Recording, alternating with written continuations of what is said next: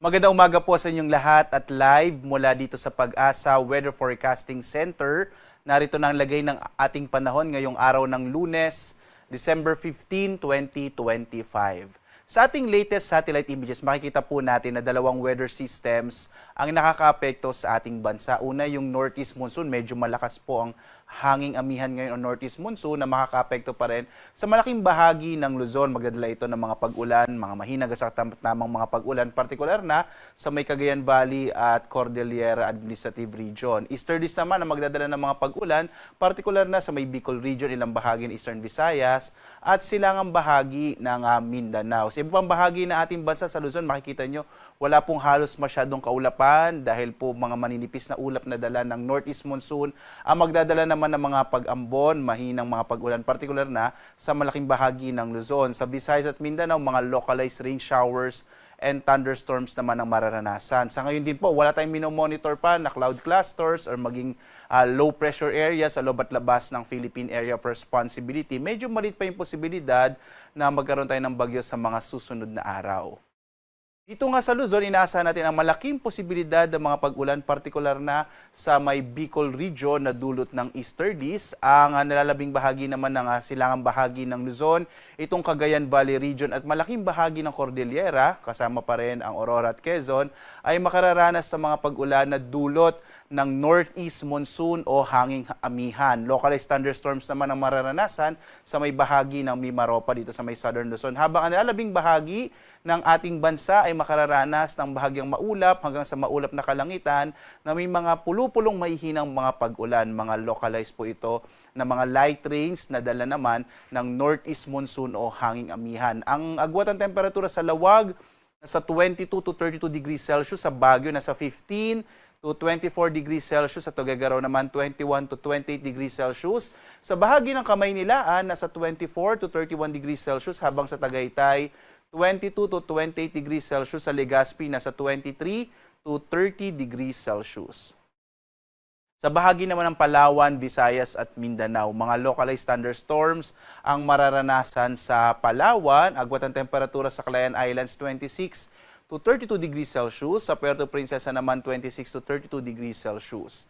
Sa bahagi ng Eastern Visayas, partikular na po ito sa may Northern Samar, Eastern Samar, maging sa Southern Leyte, inaasahan naman natin ang mas malaking posibilidad ng maulap na kalangitan na may mga pag-ulan dulot ng easterlies, habang ang nilalabing bahagi ng Kabisayaan ay makararanas ng mas maaliwalas sa panahon pero posible pa rin ang mga localized thunderstorms. Agwat ang temperatura sa Iloilo nasa 26 to 30 degrees Celsius, sa may Cebu naman 26 to 31 degrees Celsius, habang sa Tacloban 25 to 31 degrees Celsius ang agwat ng temperatura.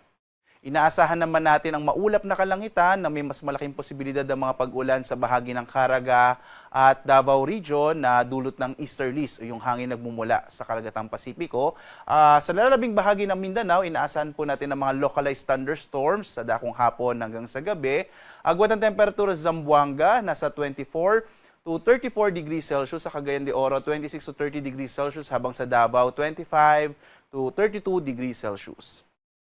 And as of 5 a.m. po today, ay may naka-issue pa rin tayo na gale warning, particular na sa mga baybayin ng Batanes, Cagayan, Isabela, Ilocos Norte, Ilocos Sur hanggang sa Aurora, dito po sa may Dilasag at Kasiguran. Ito po ay dulot ng malaking pag-alo ng karagatan na dulot naman ng hanging amihan. Inaasahan po natin na magiging maalon yung karagatan sa bahaging ito ng ating bansa.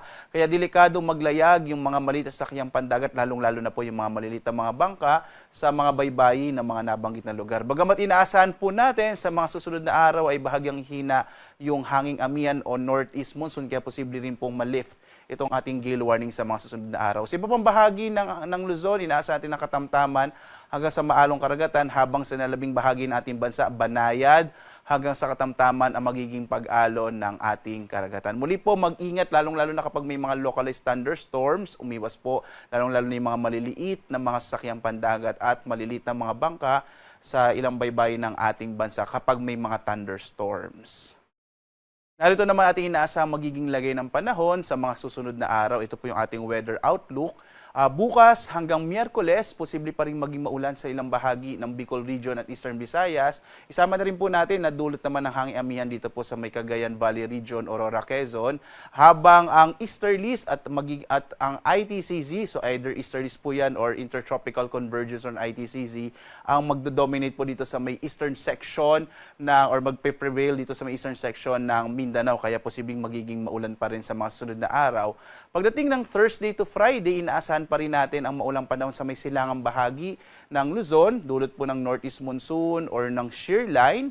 Posibleng makaapekto po ulit ang shear line sa mga sunod na araw, habang ang intertropical convergence zone or ITCZ ay magpapaulan sa may silangang bahagi naman ng Mindanao, yung Caraga area po at maging ang Eastern Visayas at maging itong Davao Region ay posible pong magkaroon ng mga pag-ulan hanggang sa pagtatapos ng linggong ito. Yan po ay magiging dulot ng intertropical convergence zone or ITCZ. Sa ngayon po, base sa pinakahuling datos na nakalap natin dito sa Pag-asa, ay wala pa po tayong namomonitor na low pressure area or maging bagyo. At least in the next 3 days, medyo maliit pa yung posibilidad na magkaroon tayo ng bagyo. Kapag meron po tayong bagong datos, ay mag-update po tayo. Ang araw naman natin ay sisikat mamayang 6:30 na umaga at lulubog, ganap na 5:29 ng hapon. At sundan pa rin tayo sa ating iba't ibang mga social media platforms sa X, sa Facebook at YouTube at sa dalawang websites, pag-asa.doc.gov.ph at panahon.gov.ph. Makikita nyo po real-time ang mga latest advisories natin, thunderstorm advisories, rainfall information, heavy rainfall warning at flood advisories sa buong bansa. So maaari po kayo bumisita sa ating websites, lalong-lalo na po dito sa panahon.gov.ph. At live na nagbibigay update mula dito sa Pag-asa Weather Forecasting Center. Ako naman si Obet Badrina. Maghanda po tayo lagi para sa ligtas na Pilipinas. Maraming salamat po. Have a blessed week ahead sa ating lahat.